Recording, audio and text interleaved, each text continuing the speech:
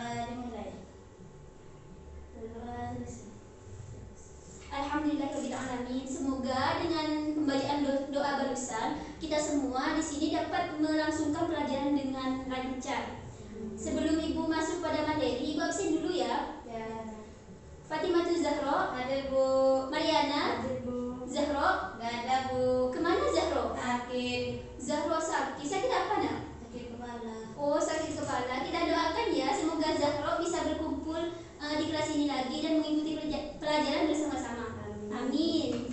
Nah, sebelum Ibu lanjut pada materi yang akan Ibu sampaikan kali ini, ada yang masih ingat tidak? Minggu lalu Ibu membahas tentang apa? Teks deskripsi. Oh, bagus. Fatimah bilang minggu lalu kita membahas tentang teks deskripsi. Bagus sekali Fatimah. Teks deskripsi ini adalah teks yang memaparkan objeknya secara rinci. Nah, sebelum Ibu lanjut, terlebih dahulu Ibu akan menyampaikan bahwa materi kita hari ini kita akan membahas tentang iklan, slogan, dan poster. Ada yang tahu tidak persamaan dari iklan, slogan, dan poster ini? Tidak tahu. Nah, Ibu beritahu ya, iklan, slogan, dan poster ini sama-sama bersifat persuasif. Ada yang tahu persuasif itu apa? Ada Bu. Ya, Yana, apa nak? Bersifat ajakan. Nah, bagus sekali Yana. Persuasif itu sama-sama bersifat ajakan. Jadi persamaan dari ketiga judul ini adalah bersifat ajakan. Nah, jika ada persamaan, tentu akan ada perbedaan. Perbedaannya akan Ibu bahas. Di iklan, kita bahas di iklan dulu. Iklan ini perbedaannya ada 6 poin. Yang pertama, memberitahu khalayak tentang hal yang ingin dijual. Itu yang pertama. Poin yang kedua adalah menonjolkan produk yang ingin dipromosikan. Yang ketiga, bentuknya itu bisa berupa video, suara, dan media cetak. Yang ketiga, kesannya itu dibuat mengajak agar konsumen itu tertarik. Nah, yang kelima itu bebas dipasang di media manapun. Dan yang terakhir itu memadukan unsur gambar dan kata-kata serta unsur suara dan gerak. Kemudian untuk perbedaan slogan ini ada 4 poin. Yang pertama itu memberitahu khalayak. Sama-sama memberitahu khalayak, cuma bedanya di sini ini lebih pada hal berupa kata-kata dan kalimat. Seperti contohnya, Ibu bahas nanti, Ibu akan memberikan contohnya masing-masing. Kemudian di slogan ini dibuat singkat, namun tetap memiliki makna yang menarik dan tetap mudah diingat. Yang ketiga itu bisa dipasang pada iklan atau poster menjadi kalimat ekspresi. Kemudian yang terakhir itu tidak memiliki batasan media. Jadi mau dipasang di mana saja slogan itu bisa. Dan yang terakhir untuk perbedaan poster. Poster ini juga memiliki 4 poin.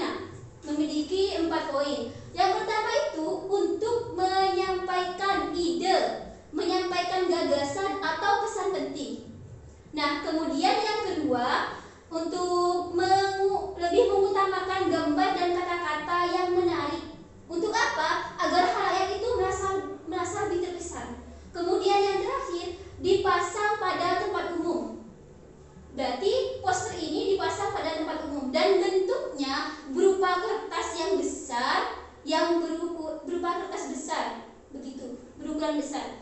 Kemudian kita akan membahas masing-masing dari definisi dari iklan, slogan, dan poster. Kalian paham bukan? Paham Bu. Nah, sebelum Ibu lanjut pada materinya, terlebih dahulu Ibu akan memberikan kalian sejenis kuis. Yang mana kuis ini kita akan lihat dari persamaan dan perbedaan yang Ibu jelaskan barusan, kalian paham tidak begitu? Bisa ya? Bisa. Ini tugasnya Ibu berikan. Silakan kalian perhatikan gambarnya. Setelah kalian perhatikan gambarnya, kalian lalu analisis. Ini termasuk iklan, ciri-ciri iklan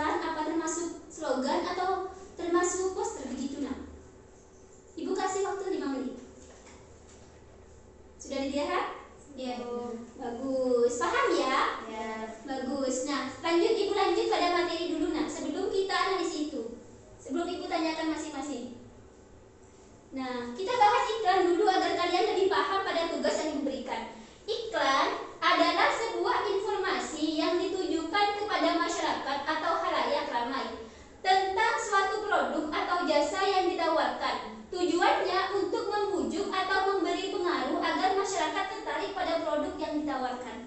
Nah, itu definisi dari iklan. Kita bisa melihat contoh iklan di televisi. Kadang ada iklan minuman, ada iklan makanan, ada iklan baju, pakaian, dan semacamnya. Itu termasuk pada golongan iklan yang berupa gambar dan kata-kata. Kalau misalnya kalian menemukannya. Kemudian definisi selanjutnya yaitu definisi slogan. Slogan itu perkataan atau kalimat pendek yang dipakai sebagai dasar tuntunan pegangan hidup, memiliki makna yang kuat dan mudah diingat. Ini definisi dari slogan. Definisi dari slogan, perkataan atau kalimat pendek yang dipakai sebagai dasar tuntutan. Contohnya ya, seperti yang biasa kita pelajari di madrasah, man jaddah wajadah. Barang siapa yang berusaha, dia pasti ya kurang belajarnya ini. Kalian sebagai tambahan PR, kalian cari itu, slogan yang itu. Kemudian slide selanjutnya, poster. Poster ini merupakan plakat, kata-kata dan gambar yang dipajang di tempat umum, berisi pemberitahuan, ide, hal baru atau hal penting untuk disampaikan pada halayak. Nah, itu poster. Biasanya kalau ada acara di sini membuat poster semacam itu biar diketahui. Oh, ternyata di SMPI Al-Mursyidiyah akan ada hal ini dan semacamnya. Itu biasanya dikasih poster, diberikan poster agar orang itu tahu. Kemudian slide selanjutnya, perhatikan ya anak-anak. Nah, bisa dilihat. Kalau dilihat dari definisi, ada yang tahu tidak? Ini contohnya iklan, contohnya slogan atau poster. Yang tahu ibu kasih hadiah. Ibu bawa uang di sini. Tebal sekali. Ada yang tahu? Tidak ada. Kalau tidak ada yang tahu, uangnya buat ibu. Fatimah, ya Fatimah apa nak? Ini contohnya apa nak? Slogan. Slogan. Slogan ya. Bisa diperbaiki iklan. Bisa diperbaiki dari definisi. Yana, silakan Yana. Poster. Ini termasuk pada contoh poster berupa gambar dan kata-kata. Ibu maklumi karena ibu belum memberitahukan unsur-unsurnya. Jadi kalian bisa mempelajarinya. Ibu kan sudah memberikan tugasnya. Nanti kalian teliti itu, kalian analisis itu. Biar semakin paham ibu tunjukkan ya. Nah, ini unsur-unsur iklan, slogan dan poster. Ada bentuk, gambar, kata-kata, gerak dan suara. Kalau iklan bisa berupa gambar, bisa berupa kata-kata, bisa berupa gerak dan suara. Sedangkan untuk slogan hanya kata-kata dan suara. Sedangkan untuk poster, gambar dan kata-kata. Seperti contoh yang barusan. Ini termasuk contoh dari berupa kata-kata dan gambar, contoh dari poster. Paham ya dah? Ada yang ingin ditanyakan? Tidak ada, berarti sudah paham ya. Nah, untuk tugasnya ibu harap minggu depan sudah